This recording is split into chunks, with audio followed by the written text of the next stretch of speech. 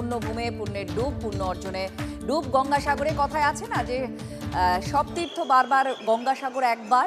আর সেই জন্যই গঙ্গাসাগরে গোটা দেশের পুণ্যার্থীরা বিভিন্ন প্রান্ত থেকে তারা ছুটে আসেন। একদিন খুব ভিড় হয়, পুণ্যার্থীদের ঢল নামে। আর আজ যেহেতু সেই পুণ্যক্ষণ, সেই মাহেন্দ্রক্ষণ, ব্রহ্ম মুহূর্ত, যে মুহূর্তে ডুব দিতে চান পুণ্যার্থীরা, সেই জন্য আজকে ভিড় খুব স্বাভাবিকভাবে বেশি। আর অত্যধিক মাত্রায় নিরাপত্তা কর্মী নিয়োগ করা হয় এবং নানানভাবে নজরদারির ব্যবস্থা করা হয় যাতে কোনো বিপদ না হয়। শুভেন্দু আমাদের প্রতিনিধি এই মুহূর্তে আমাদের সঙ্গে আছেন। শুভেন্দু, প্রতি বছর আমরা দেখি যে গঙ্গাসাগরে দেশ এমনকি বিদেশ থেকেও বহু মানুষ আসেন এই সময়টার জন্য।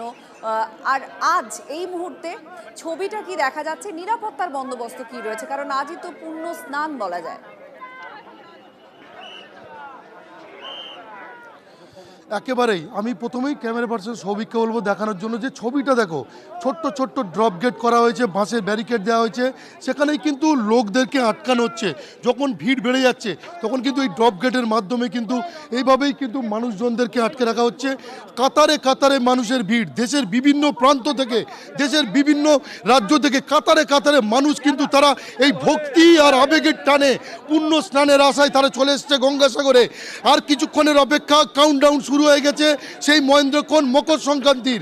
আজ বেলা 1:19 থেকে মকর সংক্রান্তির স্নান শুরু হয়ে যাবে, কিন্তু মানুষের যে ঢল, সেই ঢল কিন্তু একেবারে আটকানো যাচ্ছে না। ফলে সেই মানুষ তারা আজ জেনে পড়েছে একেবারে বঙ্গোপসাগরের তটে, সাগরের জলে। তারা আজ ভোর থেকে